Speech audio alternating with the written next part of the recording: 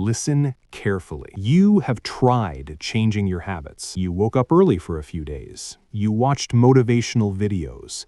You promised yourself, this time, I will be consistent. And still, your life looks almost the same. Let me ask you something uncomfortable. If habits really changed lives, why are so many hardworking people still stuck? Why do people with perfect routines still feel lost? Why do you keep falling back into the same patterns even after trying so hard? Because the problem was never your habits. The problem is who you believe you are. You are fighting at the surface, while the real enemy is deeper. Everyone tells you the same thing. Wake up early, be disciplined, build better habits. But nobody tells you this truth. If the identity behind the habit is weak, the habit will never survive. You don't fail because you are lazy. You fail because your actions are trying to escape an identity that pulls you back. Right now, you are trying to act like someone you don't believe you are, and that is exhausting. That is why change feels painful. That is why consistency feels like torture. You are not broken.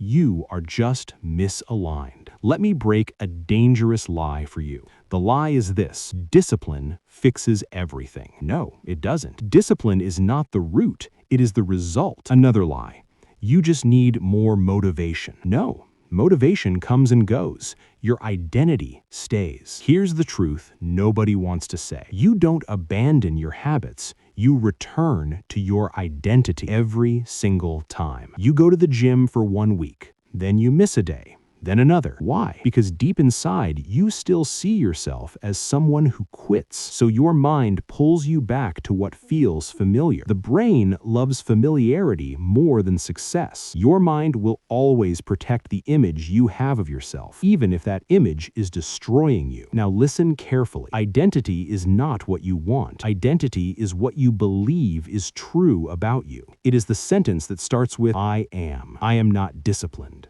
I am bad with money. I am not confident. I am unlucky. I am always late. These sentences look harmless. They're not. They are commands. Your brain's job is simple. It looks for proof. If you believe you are bad with money, your brain will find ways to prove it. If you believe you are weak, your brain will find moments to confirm it. Your actions don't create identity. Identity creates actions. Let me make this simple. Think about a smoker. There are two people. One says, I am trying to quit smoking. The other says, I don't smoke. Same behavior, different identity. The first one is fighting himself every day. The second one feels normal saying no. One is using willpower. The other is using self-image. That is why habits fail, because willpower is limited. Identity is automatic. When your identity changes, your behavior stops arguing with you. Right now, most people live in conflict. They say they want success, but their identity says survival. They say they want growth, but their identity says comfort. So they stay stuck, not because they are incapable, but because they're loyal to an old version of themselves. Here's something important. Your identity was not chosen by you. It was built by parents, by teachers, by failures, by labels, by repeated experiences. At some point in your life, you accepted a story, and once accepted, you stopped questioning it. Now you defend it, even when it hurts. That is why change feels scary, because changing habits is easy. Changing identity feels like death. The old you fights back. But here's the good news. If identity is learned, it can be unlearned. If it was built unconsciously, it can be rebuilt consciously. But first, you must see the cage. And most people never do. They think they're changing their life, but they're just rearranging routines inside the same prison. Real change doesn't start with what you do. It starts with who you decide to be. And that decision changes everything. Now let's bring this closer to your real life. Not theory, not motivation talk, reality. Look at money. Many people say they want more money. They watch videos, they learn skills, they even try side hustles. But deep inside, their identity says, I am bad with money. So what happens? They earn a little more, then lose it. They save for some time, then spend emotionally. Not because they are stupid, because their identity feels uncomfortable at a higher level. Your income rarely grows beyond your self-image. Now look at productivity.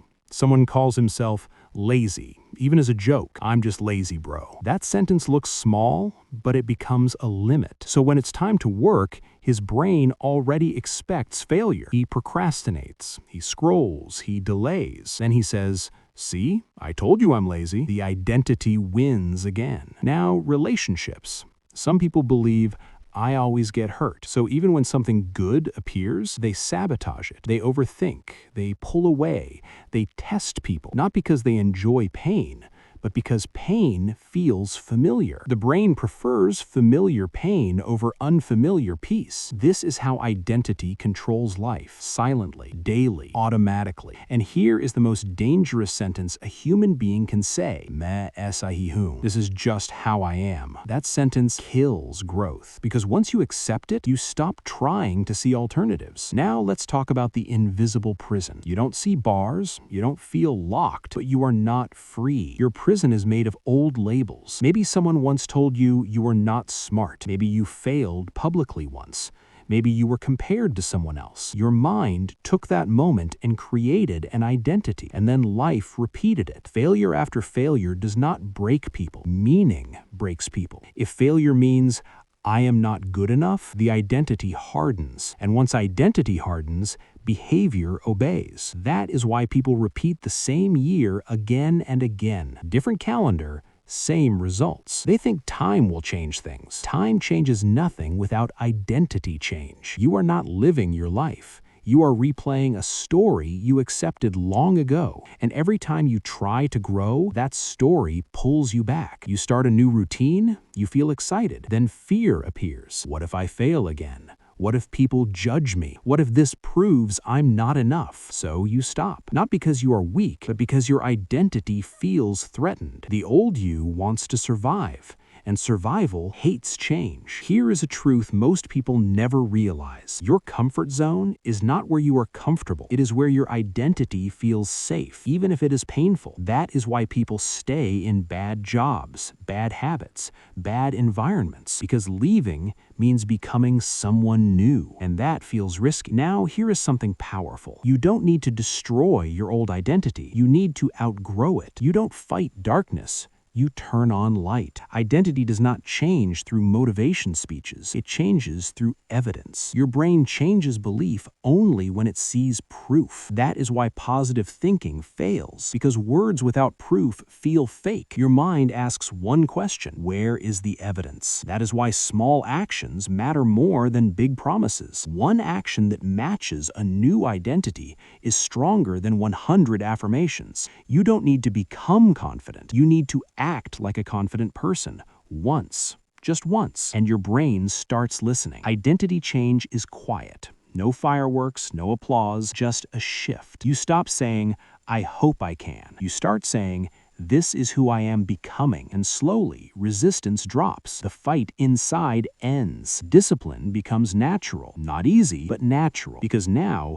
you are no longer acting. You are aligning, and alignment changes everything. Now let's talk about change. Real change. Not hype, not temporary motivation. If identity controls behavior, the question is simple. How do you change identity? Not by fighting yourself, not by forcing habits. Identity does not change through pressure. It changes through agreement. Your brain must agree that the new version of you is real, and the brain only agrees with evidence. So here is the mistake most people make. They say, I will change everything at once. New routine, new goals, new personality, and then they fail. Not because the goal was big, but because the identity gap was too wide. Your brain rejected it. So the first step is not action. The first step is language. Listen to the way you talk about yourself. Not in public, in private, in silence. The sentences you repeat when no one is watching. That is your true identity. Most people don't even notice it. They say things like,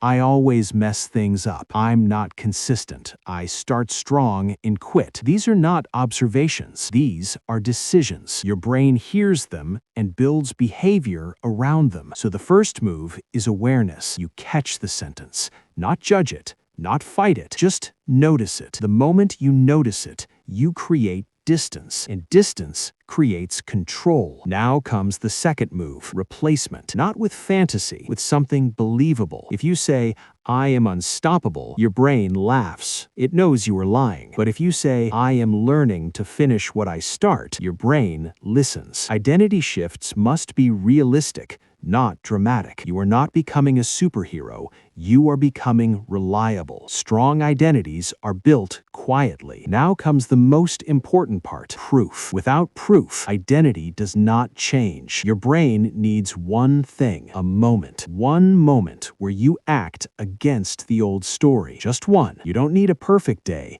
You need a real one. Let's say your old identity is, I quit when it gets hard. The new identity is, I stay when it gets uncomfortable. So what is the proof? A small action. Maybe you work 10 minutes longer. Maybe you don't quit the workout early. Maybe you finish a task you usually avoid. That moment becomes evidence. In your brain records it, not consciously, subconsciously. It says, something is changing. Do this again. Not every day. Not perfectly, just consistently enough. Identity does not flip overnight. It shifts. Slowly, silently, but once it shifts, everything changes. Now here is something powerful. You are not your thoughts. You are the observer of your thoughts. And the moment you realize this, you stop obeying every feeling. You stop waiting to feel ready. You stop waiting for motivation. You act from decision, and decision creates identity. Most people live like this: feel, act, regret. Strong people live like this: decide, act, feel. Identity follows decisions, not emotions. Here is the turning point. The moment you stop asking,